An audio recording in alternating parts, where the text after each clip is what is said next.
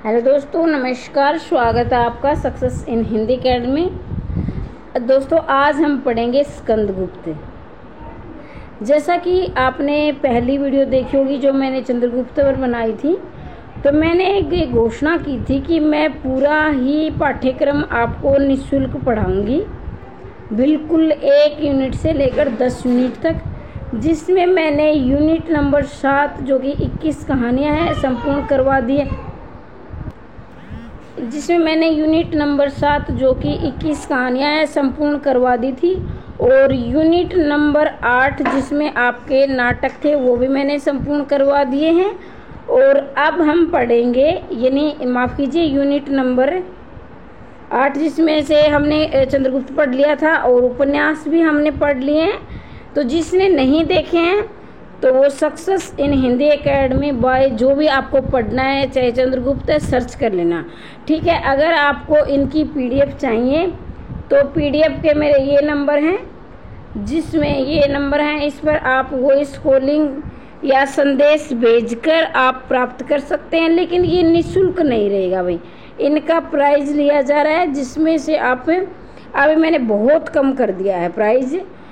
पहले तो कुछ ज़्यादा था, ज़्यादा तो पहले भी नहीं था, लेकिन कुछ भाई बंधुओं ने ये कहा कि मैम हम बेरोज़गार हैं, इतने नहीं दे पाते हैं, और आपका ही चैनल एक ऐसा है जो कि निःशुल्क दे रहा है। बाकी तो बहुत ज़्यादा फीस है, और मैं समझ सकती हूँ फीस से इतने ही, जब तक हम पढ़ाई करते हैं हमारे पास बहुत रहते हैं, लेकिन बाद में तो सफलता के बाद तो भी तुम अच्छे खासे एक असिस्टेंट प्रोफेसर बन जाओगे या नेट या जेआरएफ कर जाओगे, तो आप में एक मुकाम हासिल होगा।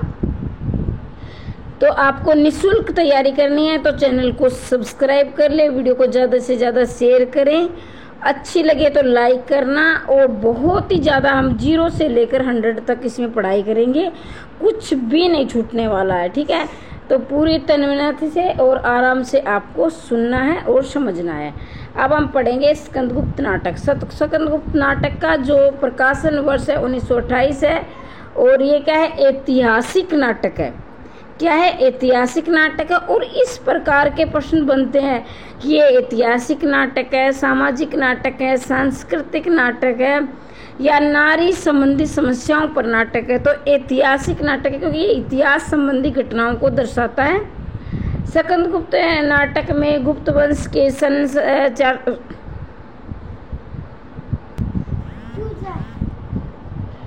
11 वर्षों का वर्णन किया गया है। ये भी पूछा जा सकता है कि इसमें कितने वर्षों का वर्णन है, 11 वर्षों का, 25 वर्षों को। तो ये ध्यान रखना है, सन 455 से लेकर और सन 600, ये सन या संवत हो सकता है, संवत क्योंकि यहाँ संध्या संवत, 1100 वर्षों का वर्णन है। इस नाटक में लेखक ने गुप्तकालीन संस्कृति, इतिहास, राजनीतिक संघर्ष है, ये दैनिक संघर्ष है, ये थोड़ा टाइपिंग एरर है, पारिवारिक कलह एवं षड्यंत्रों का वर्णन किया गया। तो ये लाइन बहुत ही ज़्यादा महत्वपूर्ण है, यानी PYQ आप समझे कि इसमें पारिवारिक कलह और षड्यंत्रों का वर्णन है, ठीक है। ये कई बार आया हुआ प्रश्न है, तो इस प्रकार से ध्यान से। इसमें हुणों का आक्रमण है, हुण युद्ध की समाप्ति की कहानी तक की कहानी है। तो इसमें हुणों का आक्रमण है, या इसमें मुस्लिमों का आक्रमण है, या अंग्रेजों को आक्रमण है। तो इस प्रकार के प्रश्न बनते हैं, इनको ध्यान रखना है। और जो इसका नायक है वो वीर है, साहसी है और देशभक्त है। नाटक का आरंभ स्कंदगुप्त इस कथन से होता है, अधिकार सुख कितना मादक और शालीन है। बहुत ही ज़्यादा महत्वपूर्ण लाइन है, बार बार परीक्षा में पूछी भी गई है। ये लाइन किसकी है, स्कंदगुप्त की है। और ये नाटक भी स्कंदगुप्त है, और इसमें क्या है, पात्र भी स्कंदगुप्त है। तो इसको भी आप ध्यान रखेंगे, मैं आपको सचेत करती हुई चलूँगी कि यहाँ से ज़्यादा महत्वपूर्ण है, ठीक है। तो ये हम पढ़ चुके हैं। अब हम यहाँ से पढ़ेंगे कि ये क्या है, इसमें कितने अंक है, 5 अंक है, 5 अंक है। स्कंदगुप्त नाटक में कितने अंक है, 5 है। चंद्रगुप्त में कितने अंक थे, कल हमने पढ़ा था, चंद्रगुप्त में थे 4 अंक थे। ध्रुव स्वामिन में कितने अंक है, ध्रुव स्वामिन में 3 अंक है, ठीक है। तो इनके अंक भी आप याद रखेंगे। स्कंदगुप्त में 5 अंक हैं, 33 दृश्य है, और क्या है, गीतों की संख्या कितनी है, 17 है। आप देखेंगे देवसेना के 5 गीत हैं, ये कोई आएगा नहीं किसके कितने गीत है, ये आप छोड़ भी सकते हो, ठीक है। अब हम आगे बढ़ते हैं। ऐसे तो ये हम पढ़ेंगे पात्र, और पात्र कितने महत्वपूर्ण है, पात्रों से एक प्रश्न आता ही आता है। तो यहाँ हम पढ़ेंगे पुरुष पात्र, स्कंदगुप्त युवराज विक्रमादित्य, कुमारगुप्त मगध का सम्राट है, ये भी पूछा जा सकता है किसका क्या संबंध है। गोविंद गुप्त क्या है, कुमारगुप्त का भाई है। पर्णदत्त क्या है, मगध का महानायक है। चक्रपालित क्या है, पर्णदत्त का पुत्र है। बंधुवर्मा क्या है, मालव का राजा है। भीमवर्मा क्या है, उसका भाई है। मात्रगुप्त काव्यकर्ता क्या है, कालिदास है। तो ये मात्रगुप्त पूछा गया है, कालिदास का ही नाम क्या है, मात्रगुप्त है। प्रपंच बुद्धि क्या है, बोध का पालिक है। सर्वनाग अंतर्वेद का विजयपति है। कुमारगुप्त का अन्य नाम क्या है, धातुसेन है। और ये सिंघल का क्या है, राजकुमार है। पुरुगुप्त है, कुमारगुप्त का छोटा पुत्र है। भट्टार्क नवीन महाबलिधिकृत है। पृथ्वीसेन मंत्री कुमार माते है। खिंगिल क्या है, हूण आक्रमणकारी है। मुदगल क्या है, विदूषक है। और प्रख्यात कीर्ति क्या है, लंका कुल का भ्रमण महाबोधि सतवीर है। ठीक है, तो ये अन्य हैं जिसमें महाप्रत्यार है, महादंडनायक है, नंदीग्राम दंडनायक है, प्रहरी है, सैनिक इत्यादि है। ठीक है, और अब हम आगे बढ़ते हैं। ये हमारे स्त्री पात्र पुरुष पात्र पढ़े हमने, अब हम पढ़ेंगे स्त्री पात्र। क्योंकि देखो इस प्रकार के प्रश्न अगर आपने परीक्षा बार बार दिए हैं तो आपको इस बात की जानकारी होगी, स्त्री पात्र और पुरुष पात्र से प्रश्न बनते हैं। अगर आप पहली बार तैयारी कर रहे हैं तो मैं आपको बता दूं, यहाँ से अलग लगाते हैं कि स्त्री पात्र कौन से हैं, जिसमें से आपको 4 ऑप्शन मिलेंगे, पुरुष पात्र कौन से हैं और नाटकों के नाम मिलेंगे। अब देवकी क्या है, कुमारगुप्त की बड़ी रानी है और स्कंदगुप्त की माता है। तो जो कुमारगुप्त की थी उसकी 2 रानियां थी, जिसमें एक का नाम था देवकी और दूसरी का नाम क्या था, अनंत देवी। अब हम यहाँ देखेंगे कि कुमारगुप्त की बड़ी रानी है वो देवकी है और स्कंदगुप्त की क्या है, माता है। अनंत देवी कुमारगुप्त की छोटी रानी है और पुरुगुप्त की क्या है, माता है। तो स्कंदगुप्त और पुरुगुप्त क्या है, कुमारगुप्त के पुत्र हैं। कुमारगुप्त इनके पिता हैं और पुरुगुप्त और स्कंदगुप्त दोनों क्या है, भाई हैं। अब जयमाला क्या है, बंधुवर्मा की, जयमाला क्या है, बंधुवर्मा की, एक मिनट, बंधुवर्मा की स्त्री है, मालव की रानी है। देवसेना क्या है, बंधुवर्मा की बहन है।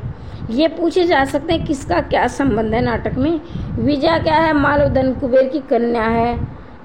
कमला क्या है, भट्टार की जनी है। और रामा क्या है, सर्वनाग की स्त्री है। मालिनी क्या है, मात्रगुप्त की परिणय सखी है, दासी है।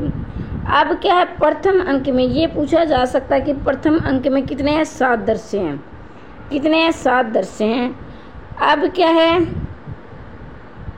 जिसमें प्रथम दृश्य में क्या है, उज्जैनी में गुप्त साम्राज्य के स्कंदगुप्त और पर्णदत्त 4 दूत और चक्रपालित है।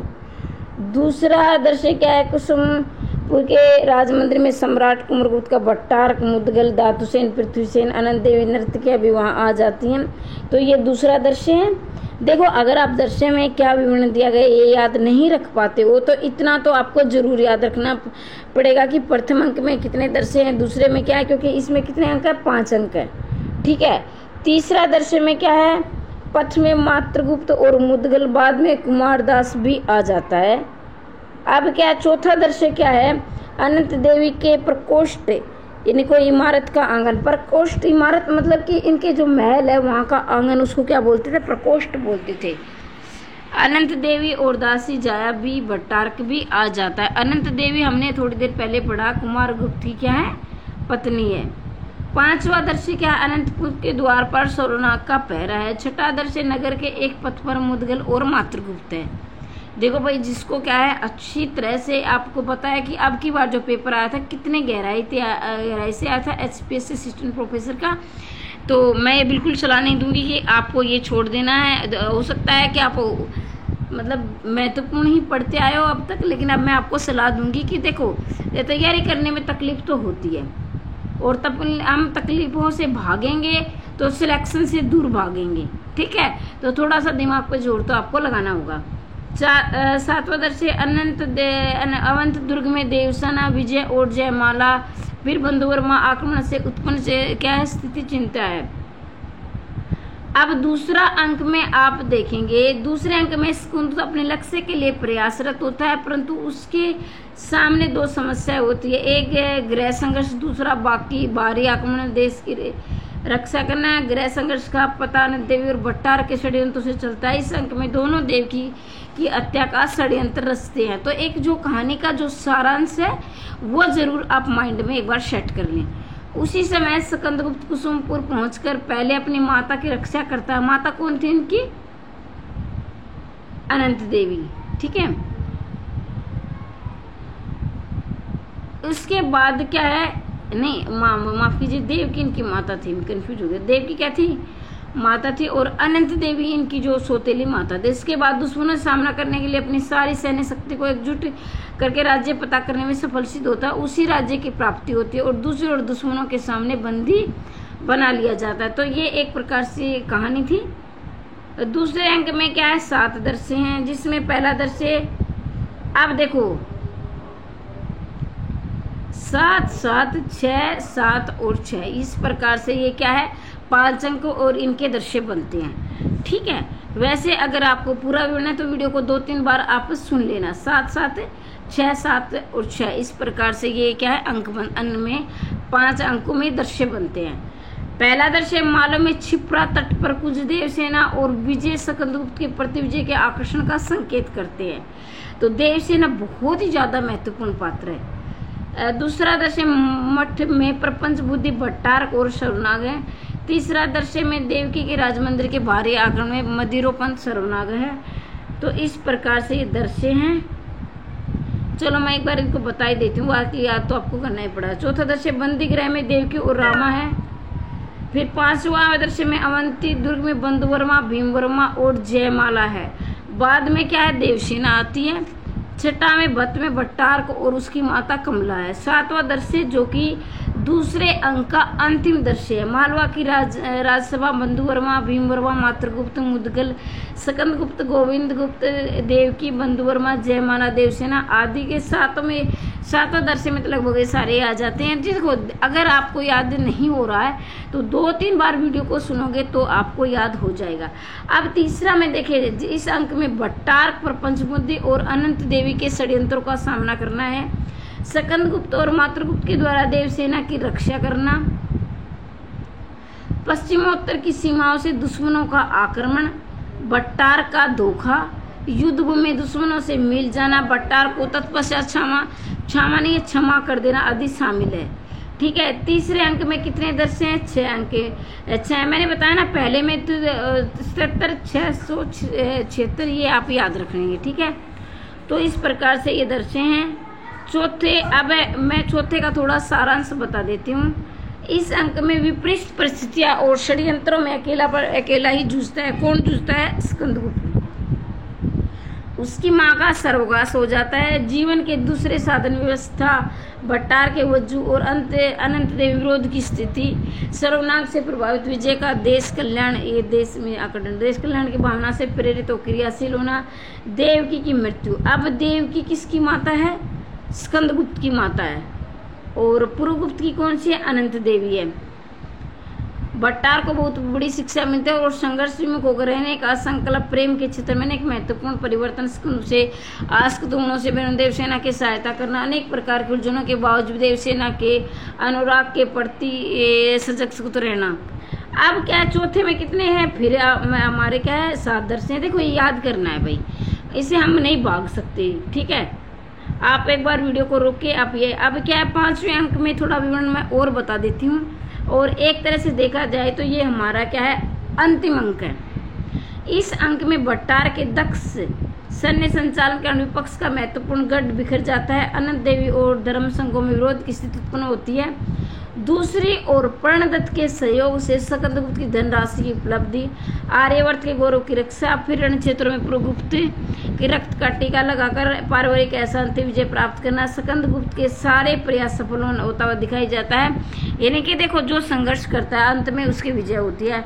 अब जितना भी स्कंदगुप्त ने संघर्ष किया, लास्ट में और अंतिम समय में उसकी विजय भी होती है। तो ये हमारे जीवन की भी कहीं ना कहीं कहानी है। हम तैयारी करते हैं तो एक न एक दिन हमें सफलता जरूर मिलती है। सामाजिक सफलता के रूप में सब कुछ पाकर नायक अपने व्यक्तिगत जीवन में अतृप्त की पीड़ा से त्रस्त है। देवसेना के चरणों पर अपना सर्वस्व लुटाने वाले स्कंदगुप्त को देवसेना की उपलब्धि नहीं हो सकी, क्योंकि उसे माल और राजा के सम्मान का बड़ा ध्यान है। स्कंदगुप्त आंसू बहाता रहे। मम्मी और स्कंदगुप्त के कर्ण उच्छ्वास से नाटक का अंत होता है। अब क्या है ये, अब क्या 5वें अंक में 6 दृश्य हैं और ये क्या है हमारा अंतिम दृश्य था। अब क्या है नाटक के ये मैंने आपको करवा दिए हैं। अब ये छोटू है ना शोर कर रहा है और मैंने इसको समझा भी दिया था लेकिन फिर भी नहीं मान रहा है। लेकिन अब क्या हम इसके उद्देश्य पढ़ेंगे।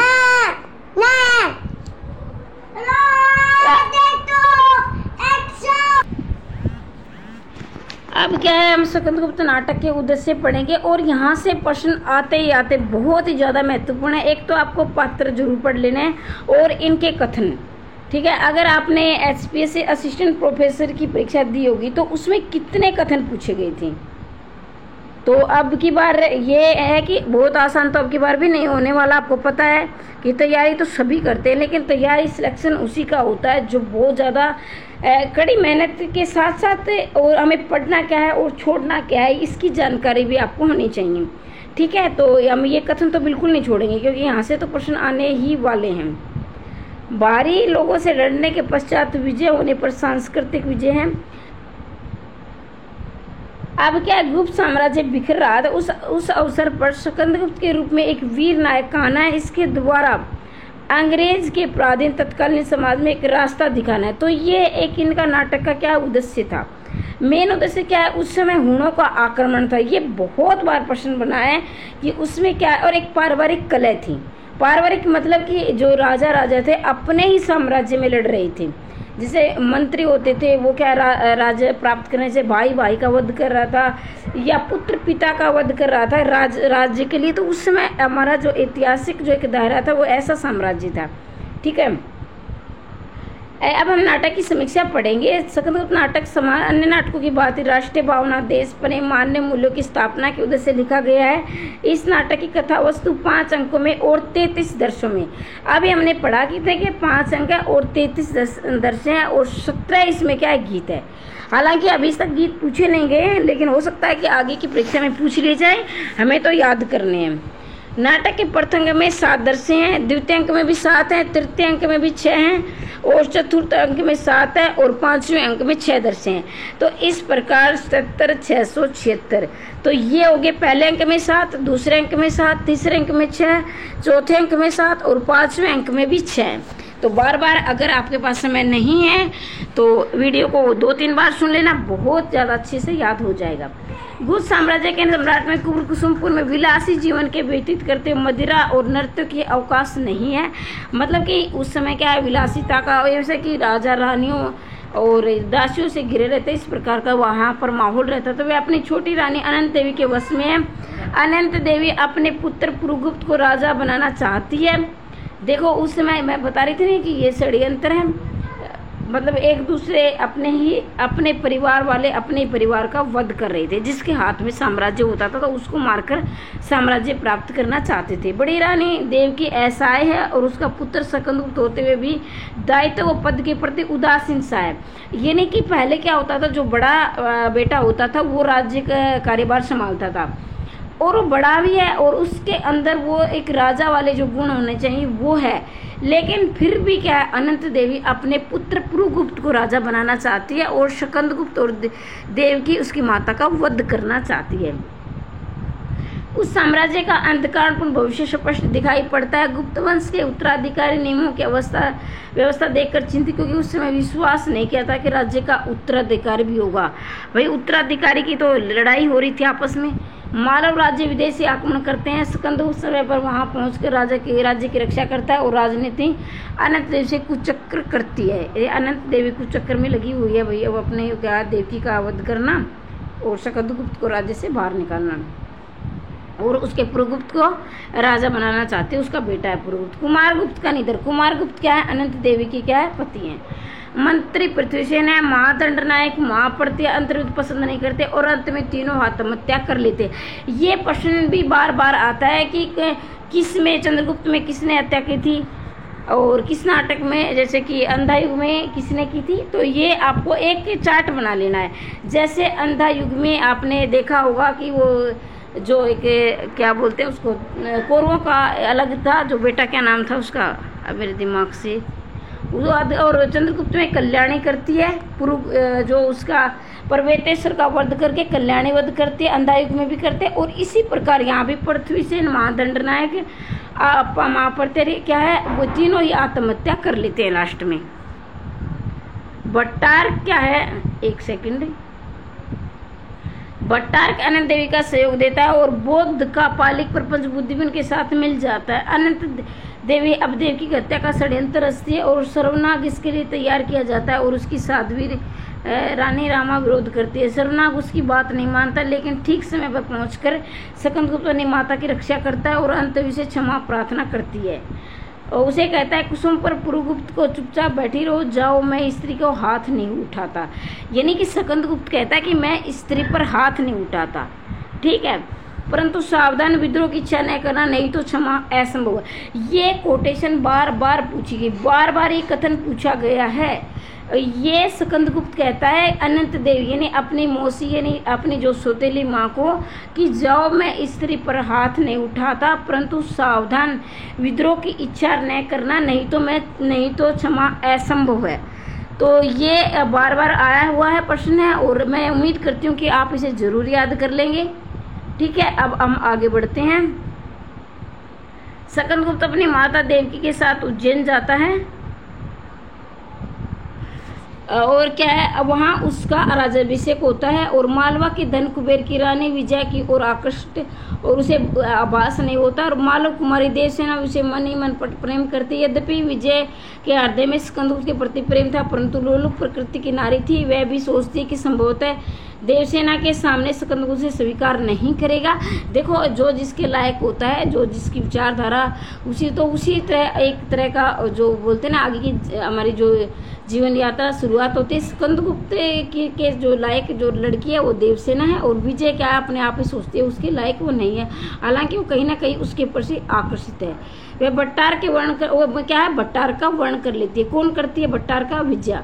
और उधर देवसेना को ज्ञात होता है कि स्कंदगुप्त विजया की और आकर्षित वह उदासीन होकर अपने प्रेम भावना मन मन रहने देती है। यानी अब क्या है उसका, अब देवसेना को जब विजय के बारे में पता चलता है तो वो भी इनकार कर देती है।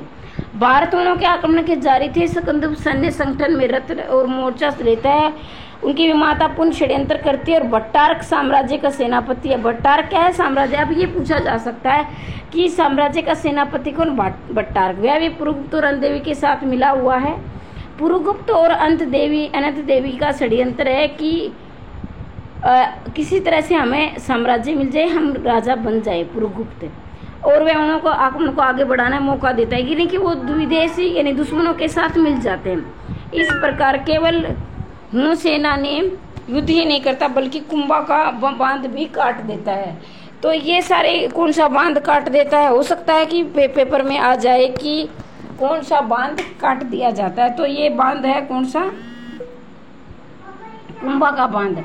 अतः स्कंदगुप्त अपनी सेना सहित आपत्ति में पड़ जाता है और अब यही समझते हैं कि स्कंदगुप्त लहरों की गोद में सदैव के लिए सो गया, परंतु अत्यंत कठिन परिश्रम और प्रयास के उपरांत पुण्य संगठन करता है। यानी ये सोच लिया जाता है कि क्या स्कंदगुप्त की हत्या की यानी मर गया होगा, लेकिन वो बच जाता है। भट्टारक भी अब सच्चे हृदय से सहयोग करता है और वीर प्रणदत्त और देवसेना विदेशवासियों में उत्साह जागृत करते हैं, यानी जागरूक करते हैं हुणों के खिलाफ लड़ने के लिए। विजया स्कंदगुप्त से मिलकर पुनः अपना प्रेम प्राप्त करना चाहती है। आत्म असफल होने पर आत्महत्या कर लेती है। अब यहाँ भी पूछा जा सकता है कि कौन सी नारी क्या है स्कंदगुप्त में आत्महत्या कर लेती है? तो कौन सी करती है? विजया करती है। विजया। और चंद्रगुप्त में कौन? कल्याणी करती है, ठीक है। और उसका एक नाटक और है अंजो दीदी, उसमें अंजो दीदी करती है। तो इन नाटकों में किस में आत्महत्या की वो आप याद रखेंगे। रतन ग्रह भट्टार को प्राप्त करता है, अन्य सैन्य संगठन स्कंदगुप्त को सौंप देता है। पुनः आक्रमण करते हैं, स्कंदगुप्त ने पराजित कर देता है और जीवन काल के एक पूर्ण आर्यवर्त हुणों को निरापद बना देता है। यानी फिर क्या है? स्कंदगुप्त की विजय होती है और हुणों की हार होती है, ठीक है। तो एक छोटी सी कहानी, मैं इस कहानी के माध्यम से आपको एक माइंड में एक सेट हो जाएगी कहानी। स्कंदगुप्त के प्राय सभी अंकों में युद्ध के साथ प्रेम प्रसंग, ग्रह कलह, कथा व्यथा बैठी है। प्रसाद की विश्वास है कि मानव जीवन के श्रेष्ठ गुण मान्य मूल्य नारी के कारण प्रतिपट्टी के रहते। तो ये देखो जयशंकर प्रसाद के जितने भी नाटक उसमें नारी का बड़ा योगदान दिखा है, चाहे वो चंद्रगुप्त नाटक है या स्कंदगुप्त नाटक है या ध्रुव स्वामिनी है। उसकी जो नारी है वो एक आधुनिक नारी है, वो एक पुरुषों के साथ कंधे से कंधा मिलाकर चलने वाली नारी, चाहे वो देवसेना है या ध्रुव स्वामिनी है। इस प्रकार से चाहे वो क्या ये जितने भी नारियां हैं, कल्याणी हैं, तो ये काफ़ी देशभक्ति की भावना इनके हृदय में कूट कूट कर भरी हुई है। प्रस्तुत नारी में नारी चरित्रों के प्रेम आदर्श के माध्यम से प्रसाद ने भारतीय संस्कृति के उज्ज्वल यहाँ गलत लिखा है, दोनों जहां हैं, ये टाइपिंग की गलती है। और ये जो टाइप करते हैं ना तो उसमें हिंदी की टाइपिंग बड़ी मुश्किल होती है, हिंदी की टाइप करना आसान बात नहीं है। आदर्शों को मूल्यों की प्रकाशित करने का प्रयास किया जाता है। तो इस प्रकार से ये नारी का दिखाया गया है। तो अब क्या है, हम इनके कथन पढ़ेंगे किसमें क्या है। अब डॉक्टर जगन्नाथ प्रसाद शर्मा ने नाटक की भाषा को परिष्कृत संस्कृतनिष्ठ तो बतलाया गया, उसकी प्रशंसा की गई। अब इस प्रकार की जो कोटेशन होती है तो इसमें रामचंद्र शुक्ल तो आते हैं और हमादी है, और ज़्यादातर पता है क्या करते हैं, अब ज़्यादातर नाटकों के जो कथन है बच्चन सिंह के हैं, तो अभ्यर्थी आंख बंद करके बच्चन सिंह लगाते हैं। लेकिन कहीं ना कहीं और भी हैं, जैसे जगन्नाथ प्रसाद व शर्मा ने नाटक की प्रसाद को परिष्कृत संस्कृत जो बतलाया है उसकी प्रशंसा की है, किंतु संवाद प्रयोजन की दृष्टि से इस प्रकार की भाषा नाट्य के तन स्वीकार किया गया। नाटक में अभिनेता और रंगमंच से अधिक महत्व देने के कारण इसमें नाटक उन्होंने प्रसाद की परिष्कृत का व्यक्तित्व नाटक की मंचीकरण के लिए उद्देश्य माना है। तो ये थोड़ी सी बड़ी कोटेशन है और मैं उम्मीद करती हूँ कि वीडियो को आप रोक कर याद कर लेंगे। बहुत सारे अभ्यर्थी ऐसे हैं जिन्होंने ये बिल्कुल रट रखे हैं, ठीक है, तो उनको क्या है, उनको सिर्फ रिवीजन की आवश्यकता है। तो मैं ये कोटेशन एक बार सारी को पढ़ के सुना देती हूँ। अगर आप PDF नहीं लेना चाहते कोई बात नहीं, वीडियो को रोक कर आप इसे लिख भी सकते हैं, लेकिन सिर्फ सुनने से एक माइंड में एक कहानी छप जाती, ये नहीं कि आप 100% याद कर पाते। मैं बिल्कुल ये सलाह नहीं दूंगी, सिर्फ सुनने से होगा, लेकिन कहीं ना कहीं आपको 20-30% जरूर आपको ये लाभ मिलता है। जैसे आप खाना बनाते या रोटी सब्जी जो बना रहे या जब भी कोई भी घरेलू काम कर रहे हैं तो उसमें आप इनको सुन कर थोड़ा सा जरूर आप एक दिमाग में एक चित्र जरूर बन जाएगा, लेकिन बैठकर एक बार तो आपको समझ इन्हें जरूर देना होगा। अब बच्चन सिंह के बारे में हम पढ़ते हैं।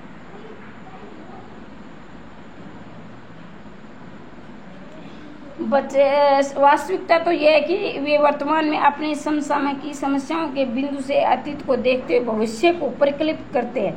अतीत, वर्तमान और भविष्य के खंड एक कालिक और अविभाज्य है। तो ये क्या है, बच्चन सिंह की है। 2-3 बार आप इसे सुन लेना।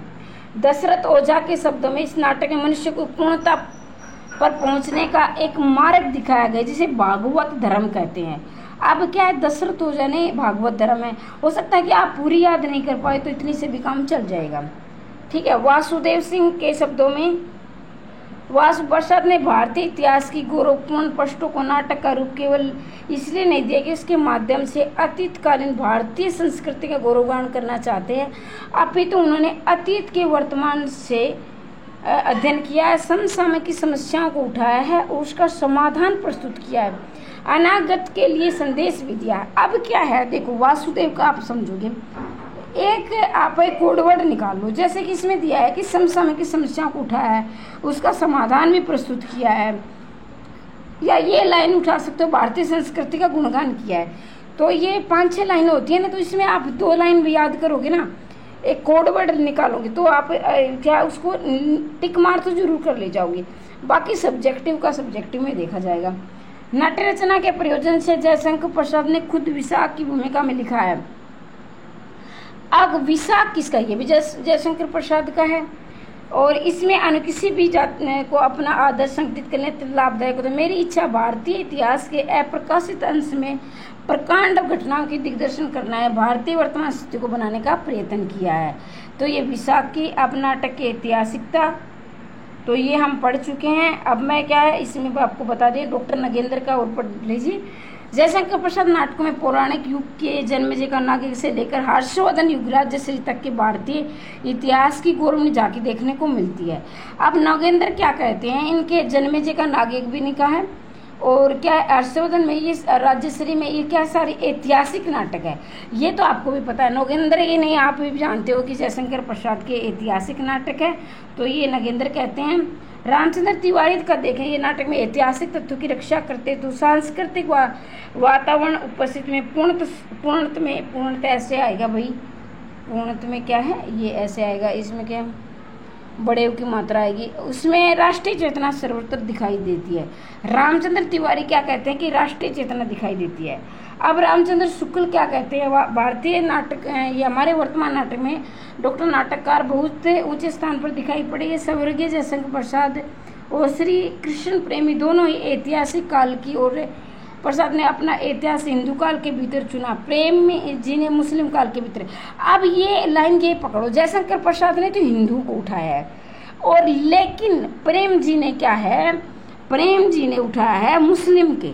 तो ये रामचंद्र शुक्ल की कोटेशन, अगर आपको कोडवर्ड पकड़ना है तो ये कोडवर्ड पकड़ सकते कि जयशंकर प्रसाद ने हिंदुओं के लिए और मुस्लिम लोग के लिए प्रेम जी ने लिखा है।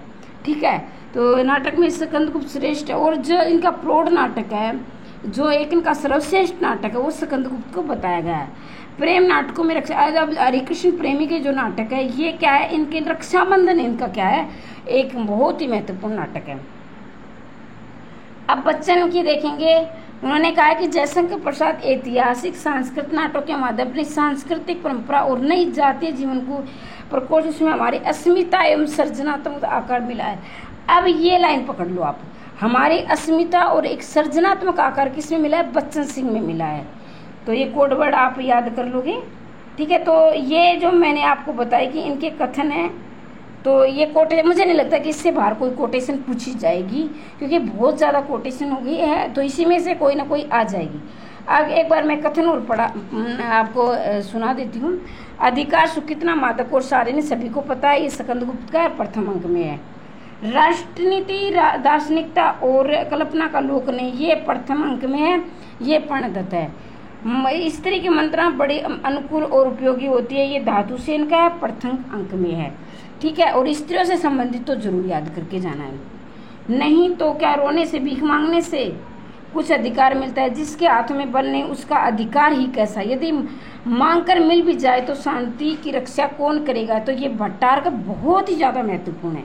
ठीक है, मैं बार बार नहीं बोलूँगी, क्योंकि बहुत सारे अभ्यर्थी ऐसे हैं जिनको बिल्कुल रटा पड़ा है, तो वो एक तरह से बोर हो जाएंगे, लेकिन जिनकी तैयारी थोड़ी सी कम है तो वो एक दो बार वीडियो को सुन लेना। कविता करना अनंत पुण्य का फल है, इस दुराशा और अनंत उत्कंठा से केवल जीवन व्यतीत करने की इच्छा हुई। ये प्रथम अंक का, ये अंक भी याद कर लेंगे, प्रथम मातृगुप्त का है। अब क्या आगे देखेंगे आप, कविता परिवर्णन में चित्र स्वर्गीय भावपूर्ण संगीत गाया करता है। अंधकार का लोग, असत का सत्य, जड़ का चेतन और बाह्य जगत का अंतर संबंध कौन कराती, कविता ही ने, ये मातृगुप्त का है।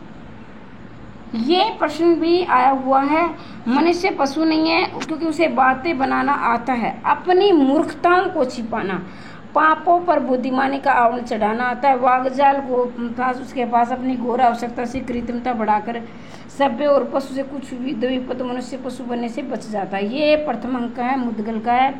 कल्पना की भाषा के पंख गिर जाते, मौन नीड में निर्वास करने दो, प्रथम का अंक है, मातृगुप्त का है। यदि यह विश्व इंद्रजाली है तो इंद्रजाली को अनंत इच्छा को पूर्ण करने का साधन ये मधुर मोह जीवन चिरंजीवी है, प्रथम अंक है। मातृगुप्त के कोटेशन भी बहुत ज़्यादा महत्वपूर्ण है, और ये कथन आप जरूर याद कर लेना। परिवर्तन की सृष्टि ही जीवन है, ये आप भी जानते हैं कि सृष्टि में जो परिवर्तन है वही जीवन है, और जहाँ परिवर्तन समाप्त हुआ तो समझो जीवन ही समाप्त हुआ। शिथिल होना मृत्यु है, निश्चेष्ट शांति मरण है, प्रकृति क्रियाशील है, समय पुरुष और स्त्री को गेंद लेकर दोनों हाथों से खेलता है, पुल्लिंग और स्त्रीलिंग की समष्टि व्यक्ति की कुंजी है, पुरुष उछाल दिया जाता है, उत्प्रेक्षण होता है, और स्त्री आकर्षण करती है, जड़ चेतन प्रकृति का चेतन रहस्य। बहुत ही ज़्यादा महत्वपूर्ण कोटेशन है, ये धातु सेन की है। पुरुष कुतल और प्रश्न स्त्री विश्लेषण से बातों का अंक ये धातु सेन की है। तो देखो मैंने एक निष्कर्ष निकाला है कि ज़्यादातर जो स्त्री और पुरुष के बारे में बोला है वो धातु सेन ने ही बोला है, लेकिन मैं सभी के लिए नहीं कहूँगी, 95% मैंने इसमें ये अध्ययन किया है। शुद्र हृदय, यानी शुद्र का मतलब ये कि छोटा हृदय जिसकी संकीर्ण सोच है, चूहे के शब्द से भी संकित होते हैं, अपनी सांस से ही चौंक उठते हैं, उनके लिए उन्नति का कंटकित मार्ग नहीं, मैं तो कांक्षा का दुर्गम स्वर, उसके लिए स्वप्न अंत देवी है। अपनी नीति का पथ मैं अपने पैरों पर चलूंगी अनंत देवी, मेरा हृदय सूलों के लोफ लग सहने के लिए शूद्र विश्वाक के बाण के लिए नहीं है भट्टारक है। मैं क्रोध से गरजते हुए सिंह की उछाल उखाड़ सकता हूँ, परंतु सिंह वाणी तुम्हें देखकर देवता कूच कर रही है। क्या है ये? सर्वनाक का है। ठीक है, बहुत ही मतलब अच्छी कोटेशन है। देखो कई लाइनें ऐसी होती हैं जो बोलने से ही प्रतीत हो जाती है कि ये लाइन काफ़ी महत्वपूर्ण है और इसमें इसके क्या आने की संभावना है। किसी के सम्मान सहित निमंत्रण देने पर पवित्रता से हाथ धोकर चौक बैठ जाना दूसरी बात है। भटकते थकते उछलते कूदते ठोकर खाते लुढ़कते हाथ पैर को पूजा कराते हुए मार्ग चलना एक भिन्न वस्तु, ये प्रथम मुदगल का है। न मैं न तू न वह न हमारा, ये मातृगुप्त का है। युद्ध क्या गान नहीं, रुद्र का शंकरनाथ बर्विका दांडव नृत्य, स्त्रियों को क्या है शास्त्रीय भरव संगीत सृष्टि, तो ये आप जयमाला का देख लेना, ये आप बहुत ज़्यादा बड़ी है। और स्त्रियों को ब्राह्मण पीड़ित विसर्जन करना क्षत्रिय का धर्म है, ये जयमाला का है। ये भी आया हुआ है, स्त्रियों को ब्राह्मणों की और पीड़ित विसर्जन करना, यानी उनकी रक्षा करना, ये जयमाला कहती है। ये जगत की नरक है, कृतज्ञता पाखंड और साम्राज्य यही है। छीना चपटी नोच खसोट मुंह से आधी रोटी छीन कर भागने वाले विकट जीव, यही तो शमशान कुत्तों से बढ़कर मनुष्य की प्रतिदशा है। और ये बहुत बार पूछी गई है। पवित्रता की माप मलिनता, सुख का आलोचक है, दुख और पुण्य की कसौटी है पाप। ये तो आपने रट लिया होगा, नहीं रटाया तो उसको रट लेना। संसार में सबसे महान वह क्या? त्याग। त्याग का दूसरा नाम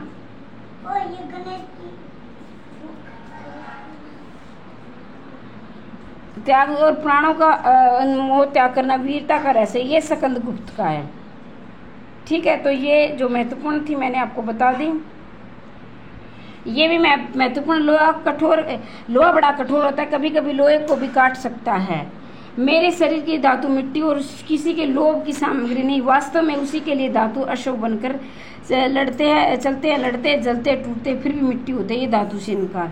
तो ये बहुत ज़्यादा जो वैसे तो ये देखो सारे ही पढ़ लेना आप।